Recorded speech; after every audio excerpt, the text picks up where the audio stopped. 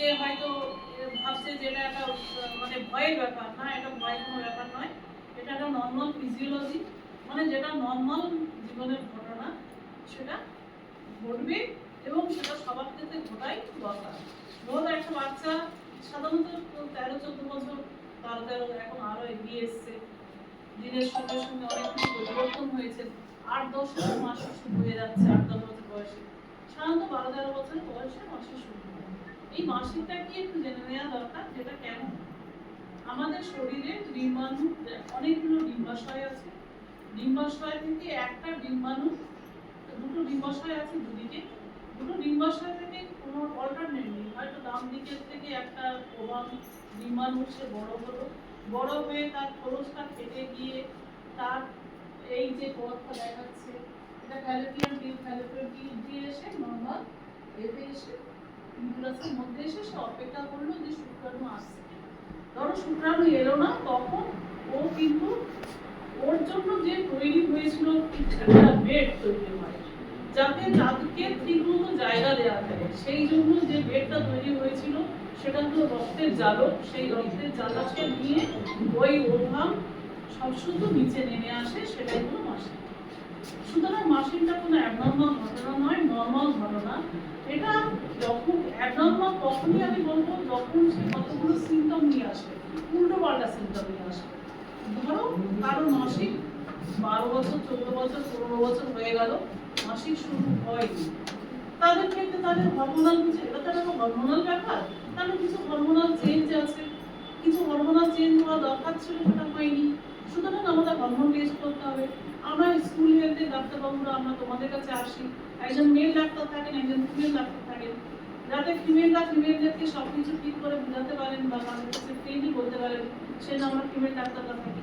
তাদের কাছে বলো তোমরা যে আমাদের এই সমস্যা হচ্ছে, 14 বছর হয়ে গেছে ম্যাডাম, এখন আমার মাসিক শুরু হলো, কিংবা শারীরিক অনেক পরিবর্তন হয়, সেগুলো এখনো হয়নি, কিংবা কোনো সমস্যা হচ্ছে, তাহলে সেগুলো আমরা চিকিৎসার ব্যবস্থা করবো।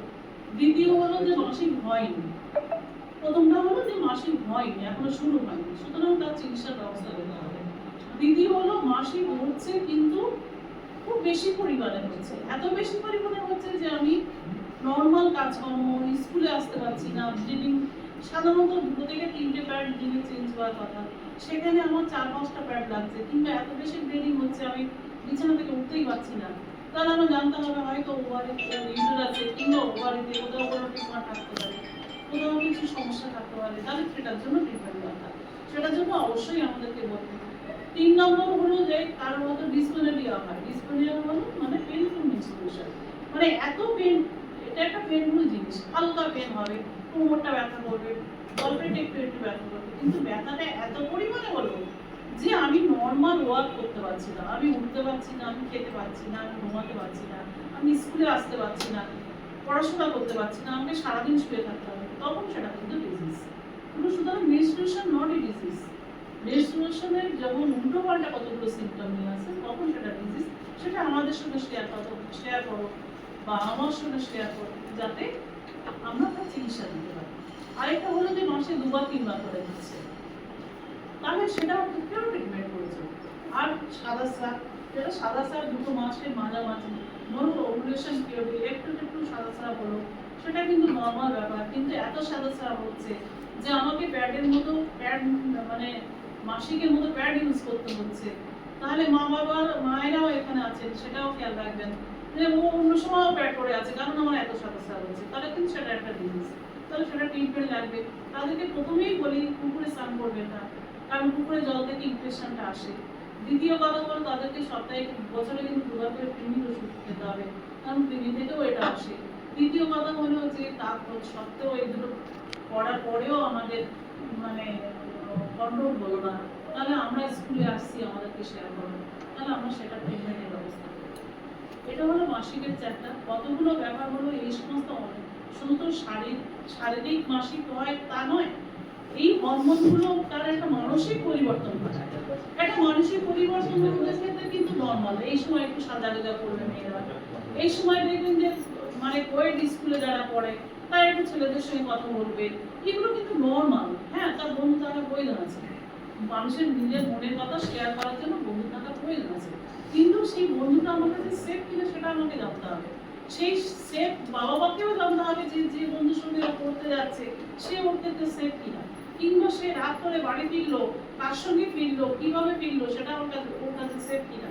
কারণ ওরা যে ফোন, এখন তো ফোন তো স্কুল থেকেই দেওয়া হচ্ছে, মানে গভর্নমেন্ট থেকে দেওয়া হচ্ছে, তাহলে তাদের কাছে ফোন অ্যাভেলেবেল, ফোনে তাদের প্রচুর বন্ধু হচ্ছে।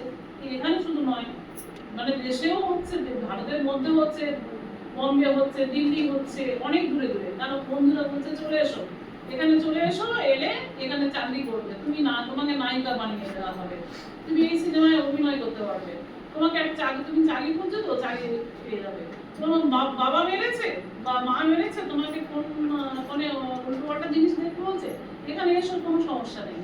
এই সমস্ত প্রলোভন থেকে তাদেরকে কিন্তু নিজেদেরকে মুক্ত করতে রাখতে হবে।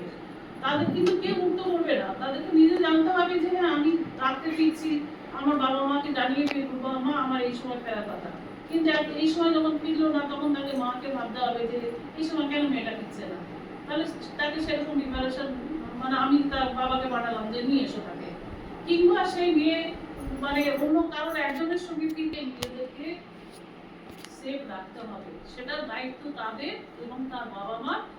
এবারে তার গণ্ডির বাইরে সে তখন পারলো না, তখন আমাদের অন্বেষণ ক্লিনিকে হেল্প করবে, তাদেরকে বুঝিয়ে বলা হবে যে এই কাজটা তুমি ঠিক করবে।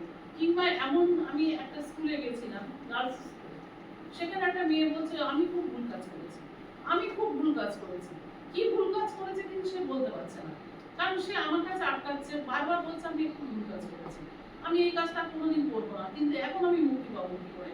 আমি তাকে জিজ্ঞেস করলাম যে কি ভুল কাজ করছি, আমি তাকে অন্যভাবে জিজ্ঞেস করলাম, বাবা তোর কি সমস্যা হচ্ছে, বমি হচ্ছে তো, বললো হ্যাঁ, কেন, কতদিন ধরে বমি হচ্ছে, বলছে 2-3 মাস ধরে বমি হচ্ছে, আমার শরীরটা খুব দুর্বল।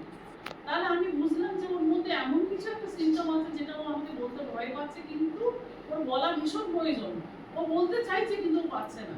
তাহলে সেগুলো অন্বেষা ক্লিনিকের সাহায্য নিতে পারে, কিংবা আমাদেরকে বলতে পারে। আমি হেডমিস্ট্রেসকে দেখে বললাম, বলে আমার মা জানলে আমাকে মেরে ফেলবে, সুতরাং মাকে বলা যাবে না। তাহলে আমি হেডমিস্ট্রেসকে বললাম যে ওর মাকে দেখে একটা ফ্রেন্ডলি আলোচনা তৈরি করুন, করে জিজ্ঞেস করুন যে ওর কি সমস্যা হচ্ছে। পরে শুনেছিলাম যে মেয়েটা অন্যভাবে মানে খুব খারাপ পথে চলে গেছিল, আলটিমেটলি কিন্তু সে এখন পড়াশোনা করছে। আমি আবার ফার্দার যখন চেকআপে যাই দেখি যে মেয়েটা ভালো পড়াশোনা করছে। তাহলে আমাকে, আমাদের সমাজেরও প্রতি একটা দায়িত্ব আছে মেয়েদেরকে ঠিক পথে নিয়ে যাওয়ার, বাবা মার তো দায়িত্ব সব থেকে বেশি, আর যে সমস্ত স্টুডেন্ট আছে তাদেরও নিজেদের দায়িত্ব আছে যে আমরা সেফলি চলাফেরা করবো, কোনটা ভুল কোনটা ঠিক। আমরা কিন্তু ইমোশনালি একটা কাজ করে ফেললাম, তারপরে কিন্তু ফেরার আর পথটা বন্ধ হয়ে যাবে, তুমি কিন্তু নর্মাল জীবন আর ফিরতে পারবে না। সুতরাং কোথাও পা বাড়ানোর আগে সেটা বাবা মাকে জানিয়ে বড়, বাবা মার মতো এত বন্ধু এবং এত কাছের লোক কেউ নেই, বন্ধুদের থেকেও অনেক বেশি বাবা মা কাছে। সুতরাং বন্ধুদের কাছে শেয়ার করার আগে বাবা মাকে শেয়ার করো, পরে তোমাদের পথ তোমরা ঠিকঠাক ভাবে এগোও। যাতে তোমরা প্রত্যেকে পড়াশোনা করছো, একটা তো এম নিয়ে করছো যে আমি ডাক্তার হবো, ইঞ্জিনিয়ার হবো,